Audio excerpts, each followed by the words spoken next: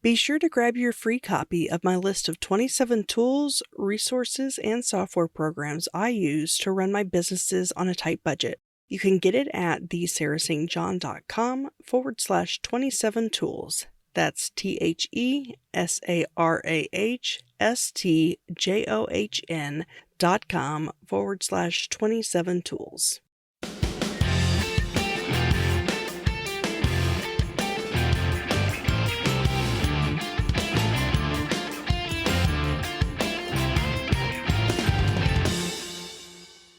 Welcome to the Frugalpreneur podcast. I'm your host, Sarah St. John, and my guest today learned during his extensive travels teaching around the world that he noticed success has left clues everywhere.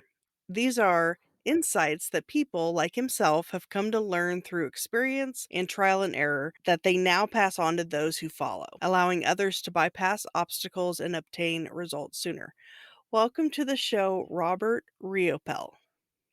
Hey, Sarah. Great to be here and feeling blessed to be able to help an audience, especially of entrepreneurs, in any way I can. Well, awesome. Well, can you give us a little bit of your background history? And I'm curious to hear more about these travels and about what you mean by success left clues everywhere. Because you have a book also called Success Left a Clue. So I'm Yeah. curious to hear more about what that means exactly. First of all, I became an entrepreneur almost by stumbling into it. It wasn't supposed to be because where I grew up, I was taught here's the box. Don't even think about the box and don't question the box and just do the way things are supposed to be. And growing up, one of the things and working it was when it comes to work, you find a job that's secure, if there's such a thing, and if it's paying you a wage, even if you don't like it, you do it to support your family. And by the age of 21, all of a sudden I'm being laid off from the third job because they're shutting the factory down. And I'm going, I'm working hard, I'm staying loyal, but something's not working here. And here in Alberta, at the time, we were in the middle of an oil bust, something that you understand in Texas more than other people do, because when oil prices are down, the economy doesn't do well. And I couldn't find another real job by my definition. So to support my family, I decided to do something until I found another job and I started delivering pizzas. And I started delivering for Domino's Pizza. I know no one's ever heard of them. And because of my work ethic, I went from being a delivery driver to actually becoming a manager. My wife became my assistant. Next thing you know, we're working open to close 7 days a week. And a year and a half in, we were faced with that dilemma that our franchisee decided he didn't want to be in Domino's Pizza anymore. And he was selling his two stores. And it was like, uh-oh, we're about to be laid off again. And I kind of went into panic mode. And I don't know how much you know about Domino's Pizza, Sarah, but you actually can't just buy a franchise. You actually have to qualify first by being a manager for at least a year and successfully meet a bunch of criteria. And so my wife and I were actually qualified to be franchisees, which would mean they would waive the upfront franchise fee, but you still had to have money to buy or build. And so I'm thinking, my natural way of thinking is we're going to have to find another franchisee, find out who needs a manager, get a new job. And my wife's like, why would we do that? Why don't we just buy this store? And I'm looking at her, I'm like, because we don't have any money.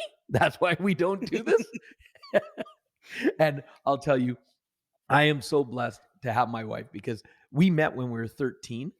We started dating when we were 16. We got married when we were 19. And we just celebrated our 32nd wedding anniversary. And please don't do the math of how old I am. Here I am. I'm the in the box thinker. But to my wife, it's like, what box are you talking about? There's no such thing as a box. She said, let's figure out a way to do it. And so we started making a lot of mistakes figuring out how do you buy a business if you don't have money. But every time we made a mistake, we actually learned something. And eventually, after about 4 months, we now knew what to say and what not to say. When we were introduced to our own bank manager for business accounts, and when we were able to finally get a meeting with him, we were able to sit down. We knew what to say, what not to say. And he didn't give us the financing for our store. He actually gave us 100% financing for both the stores my franchisee had for sale. And next thing you know, we're franchisees. And it's like, oh, we've got it made. But here's the problem. We knew how to run a Domino's Pizza, but we didn't know how to run a business. And I think Sarah, there's a big difference right there. And in our first couple of years, it was our whole working mindset was if there's money in that bank, we must be doing okay, because we didn't think we could afford to hire an accountant. We thought we'd do it on our own, right? You talk about being a frugalpreneur, is like, we can figure it out. We'll do it on our own. The fact that we're working 80 hours a week in the store and we'll do our accounting as well. Yeah, that didn't work. And a couple of years in, because of we're now behind on paperwork and the government's like knocking on the door, hello, we've had to hire an accountant. They got everything straightened out and caught up, and all of a sudden they're looking at us going, how did you make it? There's no way you should have survived and been able to stay in business these last 2 years. But at least at that point, ignorance was bliss. We didn't know what we didn't know, and we were just too tenacious to quit. We made it work. And once we had our numbers in place, we started understanding it, and we started doing better, and we started making some money. But then we did something that, and I'm probably going to shock you, Sarah, because we did something that probably no one else you've ever known has ever done. I hope you're ready, because I don't want to shock you too bad. Are you I'm ready? ready. We started spending more money than we were earning. I know, right? No one's ever done that before. And but we were franchisees for 8 years. We're now actually over $150,000 in personal debt and going down quickly. And that's when we were introduced to personal development. And we ended up doing a 3-day training that taught us, why were we spending money the way we were? Why weren't we managing it, but how to manage it? More importantly, it taught us to take responsibility. See, I was good at blaming other people. Well, they lost my investment, or because of them, I lost money. And the moment we learned to take responsibility ourselves, we are then open to, okay, if we want to get out of debt, how do we do it? And when we left that training, we decided we had to put things into action. And step number 3 in my book of Success Left a Clue is you must take action. That's what separates success from non-success. And we put things into action that we had learned that weekend. And next thing you know, we were able to go from being the $150,000 in debt to actually retired, completely financially free 9 months later at the age of 32. We're like, that worked. If this much information gave us that result, what would more learning do? And we became super learners. We wanted to learn from everybody we could, because I'm also a big believer, don't just learn one way. Don't just learn from one person. And while we were on that learning journey, I realized my passion. My passion was to teach others, because I felt that if I could even help one person do what we'd been able to do, it'd make it all worthwhile. And so now the last 18 and a half years plus, I've been blessed to travel around the world, and I've personally trained over 500,000 people around the world in about 30 different countries, living my passion. And while I've been doing that, I've been blessed to share the stage with a lot of the greatest thought leaders in the world. And I'm watching successful people, and I started noticing the differences between success and not. And I just decided to call them clues. And that's when I decided to put them together in a book. And these are clues that if you utilize them, you can have an amazing life. You can design the life that you want. And that's kind of where I'm at today. Oh, wow. That's quite the story. So I'm curious about the different types of clues. Can you maybe go into, without giving the whole book away, of course, some Oh, things no, that you go. absolutely. The book has 6 specific steps that a person can take to design their ideal life. And mixed in there, I give a lot of clues. And that's why on the front, I'm known for on the stage giving clues. That's why I have my hands up. It's like I'll have my audience go, give us a clue. And when they do that, I'll give them a clue like, well, here's one.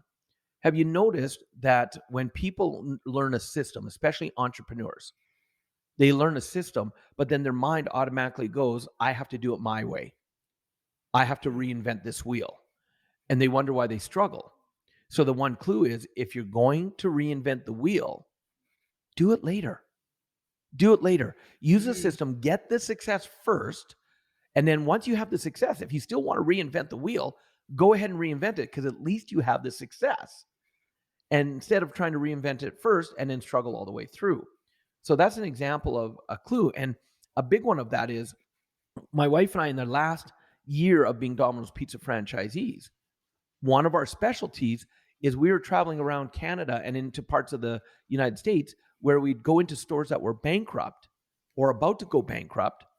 Within 3 months, we'd retrain the staff. We were walking out the door, and the store's sales and profits were going up by over 100%. And people were like, how are you guys doing that? They thought we were brilliant. And really, all we were doing is going in, getting rid of all the crap that was not the Domino's Pizza system, because the new franchisee or the manager wanted to do it their way. So they started adding a bunch of things and wondering why their sales and that went down. So we'd go in and get rid of all the stuff that wasn't the system, bring the store back, and train everybody on the actual system of Domino's Pizza. And all of a sudden, sales, profits magically would go up, and we looked like rock stars. So that's how powerful following systems are, especially in business, especially in business. Wow. Yeah, that's a good point. I think so many people, like the whole reinventing the wheel, they might have a good idea of how to change something, but if they don't have any success yet or money or whatever, it's going to be really difficult to reinvent the wheel instead of working on the wheel that maybe already exists. And then once you build up either experience or money or whatever, then maybe you can think about reinventing. Well, yeah, and because one of the traps a lot of entrepreneurs fall into is they think they're an entrepreneur, but they've just bought themselves a job because they got tired of Mm. their old boss, and they hate the new boss, which is themselves. And because they get so caught up working in that business, they forget to work on it. And I love a book I'm Mm. restudying again right now is E Myth by Michael Gerber, because when you learn Mm. about actually work on your business, even take a little bit of time and start to systemize everything. If you do that, then that's how you're going to be able to, and you can do it on that shoestring budget. Look, when we bought our Domino's pizzas, it took every penny we had just to keep them running. There was a lot of nights we actually slept at the store underneath our ovens on hot bags because we didn't have enough fuel to go home and back. I remember the one time Domino's Pizza changed their look, and we had a certain amount of time to update the looks of our stores. And while a lot of the other franchisees were hiring contractors to do it, we're like, we can't afford to do that. So we'd work to midnight or 1 o'clock in the morning, shut the store down, pull out the ladders, and we'd work on the store, painting and changing and constructing till 8 or 9 in the morning. We would then get a couple hours sleep and start all again at 3 o'clock in the afternoon and do it all over again, day after day after day, because we just didn't have the money to try and upgrade and to do what they wanted us to do. And they weren't going to accept excuses that we couldn't afford it. We had to figure it out. Right. And so I've noticed entrepreneurs nowadays, they get so caught up in trying to, that they have to do it their way or another way, that if they just find a simple system, model it, work step by step, work on really systemizing the business so it can work without them, so they can remove themselves from the equation. And what's really kind of cool is if you do this, it opens up a lot of options. And what I mean by that is if you can systemize your business and you can make it profitable by being systemized, you can now either turn it into your own passive income where you can be there when you want to and not because it's still making a profit without you, and you can do another business and redo it again. Or there's companies out there that are actually looking for profitable systemized businesses, and they're willing to pay millions and billions of dollars for them. And a truth I love to teach entrepreneurs is if you start your business with the intention, I'm going to sell it, you're going to start systemizing it right away. That is the key. And every business I start today or I take over, my intention is I'm buying or starting this business with the intention of selling it. Because you can make good money owning and operating a business, but you can actually make more money selling your business. And once you've learned how to do it once, rinse and repeat for those that have hair. I don't have to worry about that part. I'm curious to hear more about that process of selling a business. Can you give us some examples of times that you've sold a business and things to think about or even look out for? Or how do you know when it's the right time or the right deal, I guess, to sell it? Yeah. And I'll use the example of the last two stores we sold.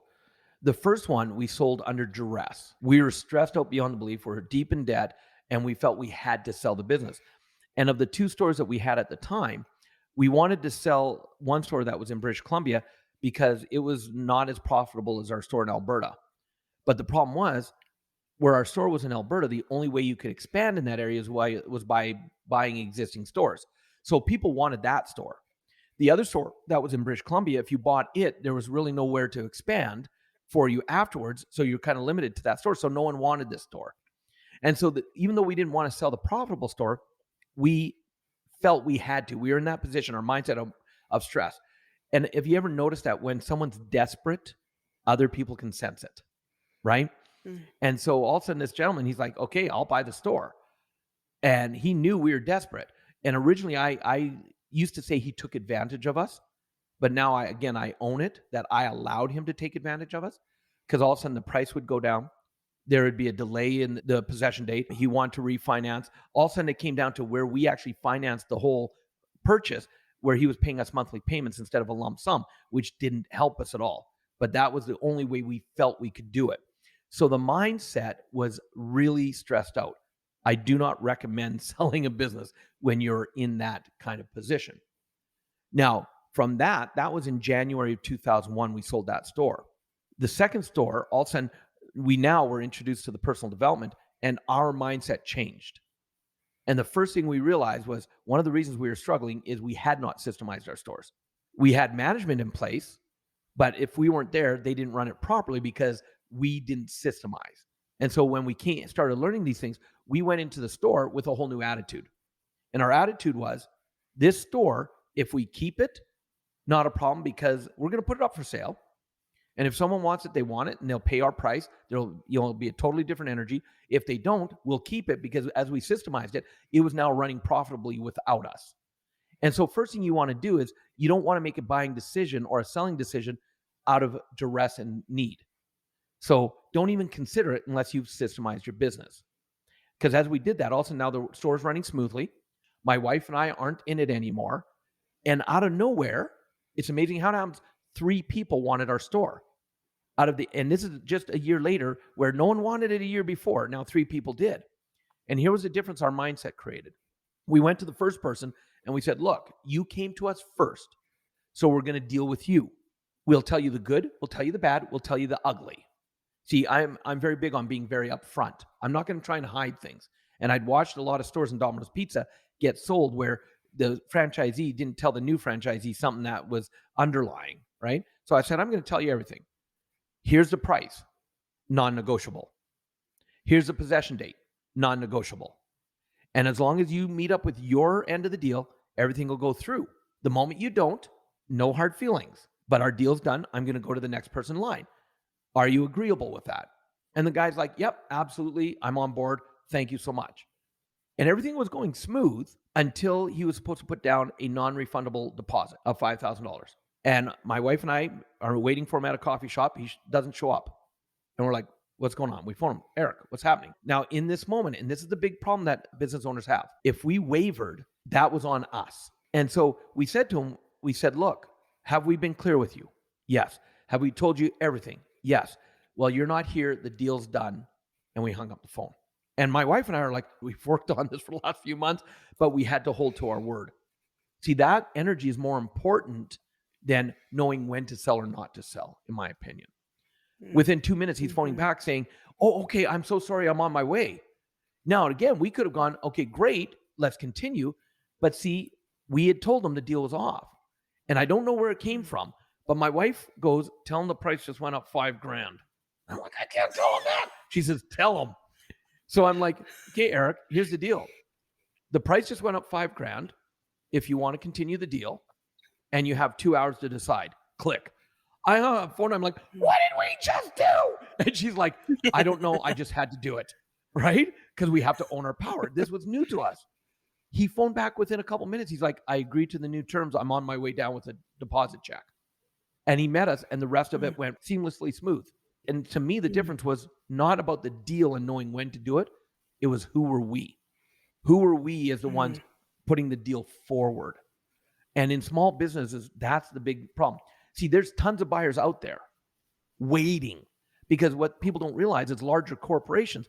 Why do you think Facebook and Google pay billions of dollars for other companies? They need it as part of their tax write-offs. They're going to spend that money on taxes anyway, so they might as well acquire another business, another arm that's going to make them more money. See? And that's what there's companies that are looking for other systemized companies in alignment with them. And that's why they're willing, if you can sit there and show that my business is making X number of dollars, they'll pay the 10 times, 20 times, whatever price because they're not looking for it as a big money maker. They just need to add it and get a little profit out of it. And as long as it makes sense on their end, they're going to spend the money because it saves them in taxes, gives them more options, and grows their business for their investors to be more valuable. So it becomes a win-win situation. Yeah, that makes sense. I hadn't really thought about that before, but I imagine there's some people out there who create businesses with that goal or intention in mind as to sell it, and maybe Yeah, they have a absolutely. particular buyer in mind even. But yeah, so are you familiar with Clubhouse? Absolutely. Okay, yeah, I think if I'm correct, I think Facebook offered to buy them and they said no. But now Facebook and Twitter and Spotify and all these other places are coming out with something similar. So it's like part of me's thinking, "Ooh, they probably should have sold it before people started doing knockoffs," but I don't know. Well, and that is, and see, and that's where overthinking and greediness can get in the way. You're absolutely right. Because if you take a look at it before Facebook Live, do you even remember the name of the app that was out that people were using to do live streaming like Facebook Live? There was the name will come to me when I quit thinking about it. And all of a sudden, Facebook went, "Oh, that seems to be working, and you're getting lots of followers. We'll do our own version." And Facebook Live quickly collapsed them because they didn't keep up with it. But also the opposite is true. And you take a look at the history of Netflix. They actually, when they started up, they went to Blockbuster Video and they said to Blockbuster, "Here's what we're doing, and we are in alignment with you. We're just looking for a buyout of $1 million." And Blockbuster looked at him and said, "No, that's not the future. Forget it." A few years later, Blockbuster goes bankrupt. And where's Netflix today? Right? So Mm, if you try to overthink about it, though, Sarah, you're going to stress. It comes down to trusting you. Who are you as the person? I'm writing my new book called The Authority Key. And in the authority key, there's easy ways to teach people, be a podcast host that elevates you as an authority, write a book that'll help you become an authority. There's all the practical skills. But what most people don't learn and what I'm really diving into is who are you as the person to be able to not only become the authority, but have the confidence to maintain that and the success that comes with it. See, you've got to be someone that can handle that.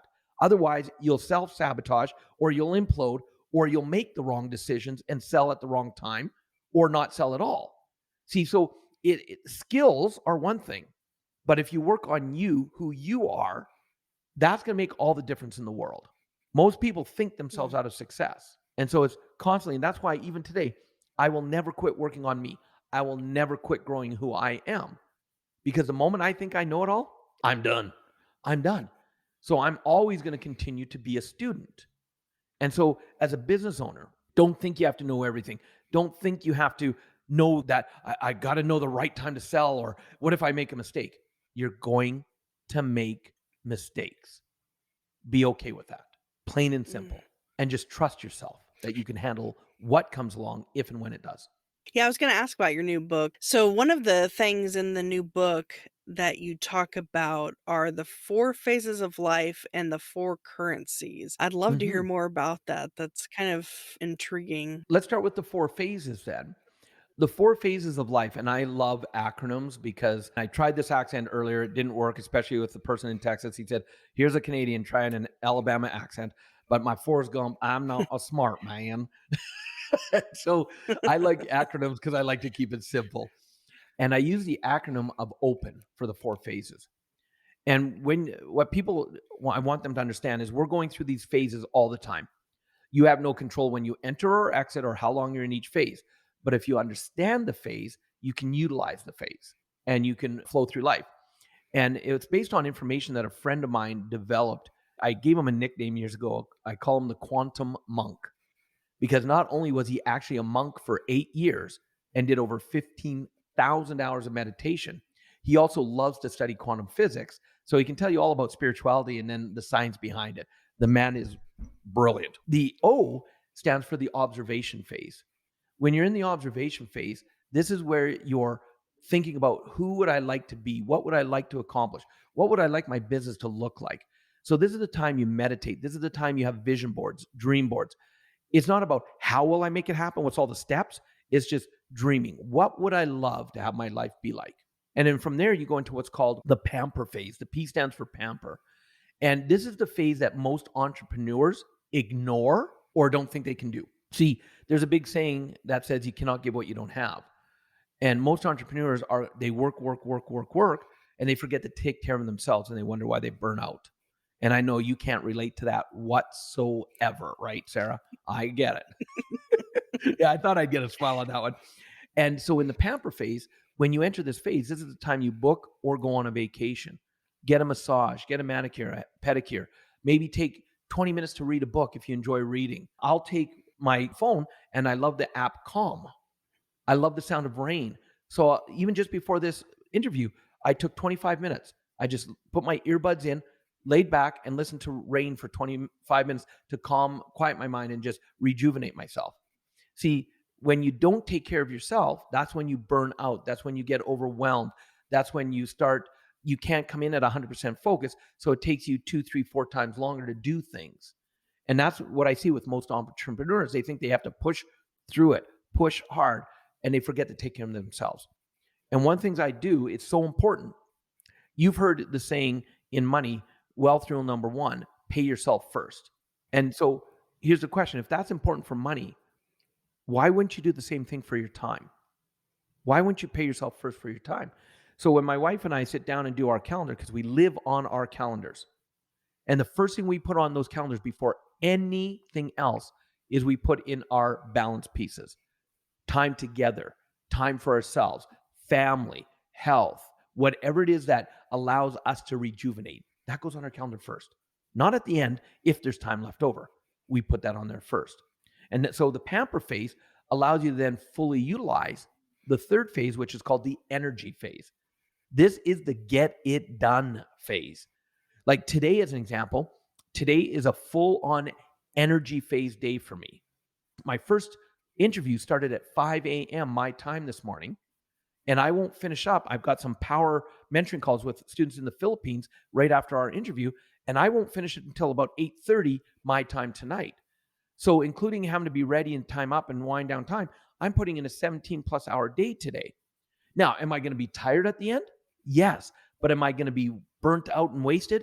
No, because I have the pampering phase and I make sure I take care of myself. And when it comes to the energy phase, a lot of entrepreneurs, their excuse or what they come up with is, but I'm so busy. I don't have time to do extra stuff. I've got my business, I've got a family, and I'm just busy. And what I've realized and I've noticed is that people are really, really good at being busy, but they're not necessarily productive. And again, that's a world of difference right there. So the second thing I put on my phone, after I put the balance pieces in for pampering, I put in focus time. Because 1 hour, let's take into example writing my new book. I could sit there and go, okay, I'm going to go write my book. I'll come into my office 8 hours later. I can leave and I can go, oh my goodness, was I busy? But it doesn't seem like I got a lot done on my book. What was I doing? And I look, oh, I was on social media. I was messaging. I was reading emails and responding. And I wrote a little bit of the book because I was busy. But on my calendar, I might say 10 to 11, focus time, writing book. And when I come into the office and I write for that hour of focus time, I can get more done in an hour than 6 hours of being busy. So for an entrepreneur, you can actually free up time as you get in the habit of having focus instead of just being busy. And it takes discipline. It takes, because it's habit. We're all creatures of habit. So you've got to learn that. And then the fourth phase, I call it the unclutter phase. I know that does not start with an N and is the second letter of that word, but it was the only way I could figure out to get open to work with a word that described what I wanted. And so I hope everybody can work with me on that. And the unclutter phase, another name for that is chaos. Have you ever noticed, Sarah, that things can be going well and all of a sudden it's like life slaps you upside the head and you get into a chaotic situation? Heck, the world's in a chaotic situation right now. And most people that are struggling right now in this time is because they're resisting chaos. When if you understand chaos is natural, but if you learn to embrace it, the reason I call it the unclutter phase is because you can actually volunteer for chaos. Meaning, in chaos or unclutter phase, you want to destroy something that's not working. This is the time to destroy things. So maybe a business or personal relationship isn't working. Or maybe you've got your desk is covered with stuff, paperwork that you haven't used and should be thrown away, but you keep it on your desk. So you can actually volunteer by, I'll come into my office every couple of weeks and I'll unclutter my office. Going into your closet, getting rid of the clothes that you haven't worn in years, but you're hoping they'll come back eventually into style someday. So they're still sitting in your closet, right? And so by volunteering and going in and uncluttering, you can actually make room for the new things. One of the things my friend says that I love, he says, instead of being willing to live life, courageously Allow life to live you. And I hope people get what I just said there. You see, if you think as an entrepreneur you have control over your life, sorry. That's a huge cosmic joke right there, right? You only thing you have control over is how you respond to what's coming into your life, your reaction to it. And so if you're willing to courageously allow life to live you and you embrace chaos by volunteering by and that's why I will always be clearing my desk off. I'll go to the refrigerator every so often and clean out the food that just shouldn't be in there anymore. I'll clean out the closet. You have to be willing to let go of what's good to get what's great. Be willing to let go of what's great to get what's amazing.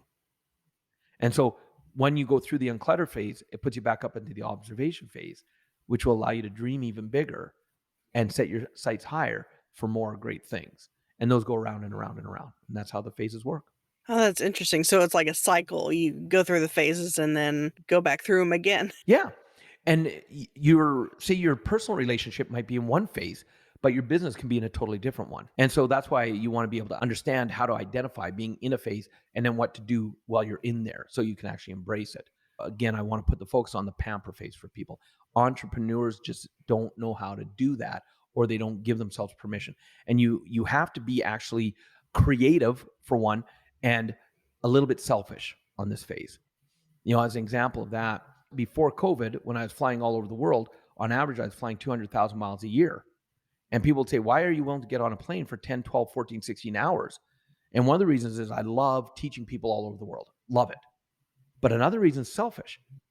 You see, Sarah, the moment I sit in the seat in the plane, that's my time. I don't do business. I don't connect to Wi-Fi if the plane has it. I sit down and I read because I love to read. I watch movies because I love movies. I get a little sleep, eat some good food, and drink some great wine. That's what I do for those long trips. Why? Because I know the moment I land in the new country for the next 3 to 5 days, I'm on stage for up to 12 hours a day giving, giving, giving. So if I don't take care of me, how can I give to my fullest? Yeah, that's a good point because, most business owners are, when they're on a plane, they're working. So to view it as kind of an opportunity to slow down and pamper yourself, like you're talking about, read, watch movies, and catch up on things that you can't really do when you're working on your business and stuff. So, Right. And in the beginning, whatever flight was available, I would take and I'd cram into economy. But at a point, I made the decision that with how much flying I was doing, I choose not to fly anything but business class or first class. And yes, it's more expensive, but I'm at the point where when you're flying 200,000 miles a year, economy class just isn't for me. And so that's one of the ways I take care of myself. And that's very, very important. And even it doesn't matter what stage of business ownership you're in, whether you're just starting, whether you're doing okay, or whether you're amazing at it. You've got to be willing to identify who you are in that business. And are you the one having to make it work, or are you the one that oversees it and it's working for you? Because again, it comes back to that. You're not really a business owner. You're just a solopreneur, not an entrepreneur. yeah. And can you go into the four currencies? Yeah. The four currencies. The first one is what everybody thinks of when they hear currency, is the currency of money. And what I've researched and found out is that if you have too much money, that's called affluenza. And when you have affluenza, you do stupid things with your money. Too little money is called poverty. And everybody has a zone. And your zone's going to be different than the next person, and your zones will adjust. And so, as an example, when I was in my Domino's Pizza, if between my wife and I we were making less than 40,000 a year, we felt the financial stress. That was our kind of poverty level because that now we don't have enough to pay the bills. What are we going to do? Stress, stress, stress, stress, stress. Our affluenza level was about 100,000 a year. Anytime we'd get over that, we'd start making investments without properly doing the due diligence. And then we'd be surprised when we'd lose money. It would just be like, I don't have time. Sounds good. Here's the money. And so we were making bad mistakes. As long as we're in the zone, we're good. Outside of the zone is where our life was different.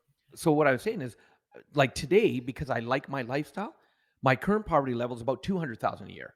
If I'm making less than that, I get stressed. And my affluenza level is now about 1 million a year. If I'm making more than 1 million a year, all of a sudden I start doing odd things with the money and not properly paying attention and doing my investment, doing my due diligence. So your levels will always adjust with who you are as a person, and everybody's is different. So that's the first currency. The second currency is the one currency that we all have the exact same amount of, and that's the currency of time. Too much time on your hand, you're bored. Too little time, you're stressed. And it amazed me when we entered into the COVID generation, how many people, when they're at home, they're going, I'm bored. I got nothing to do. And I'm like, come on over to my place. I'll give you lots to do. I went from flying 200,000 miles a year to zero, and I became busier at home because I was in reinvention mode, right? So when you're looking at the currency of time, is again, are you being busy or are you being productive? You've got to really watch on that currency of time. And that's why, again, taking care of yourself and having scheduling your things first is important, because it doesn't matter how much money you have, you're not going to be able to buy more time no matter what. So work, work, work, work, work, and hoping to have a great life that maybe when you finally get successful, you have your health and have time and family left because you haven't, worked yourself out of family. That's why you've got to start thinking of it now, especially on time. Third currency is a currency of fame. And what's interesting is fame, you've seen fame ruin people. You see it in the media all the time. And so, especially when you become a successful entrepreneur, that comes with a level of fame because now you've got success. People are starting to know you more. And the question isn't, how do I become famous? Is how do I maintain that level? And the difference between, and I'll use Hollywood as an example, the actors and actresses that seem to crumble when they get famous versus the ones that seem to be around for decades. What's the difference? Well, it's who they are and how they view that fame. And I love an interview that I saw years ago where Jennifer Lopez was being interviewed. And the person said, J-Lo, you're a powerhouse in business, singer, dancer, actress, oh my goodness, all these things, and a businesswoman. But you're also a powerhouse in your relationships, your family, the importance of them. How do you keep the two separate? And she said, well, I'm just me. I'm Jennifer Lopez. But when I'm in front of the camera, when I'm doing business, I'm J-Lo. That's my persona. When I'm at home with family, I'm Jennifer. I'm just Jennifer Lopez.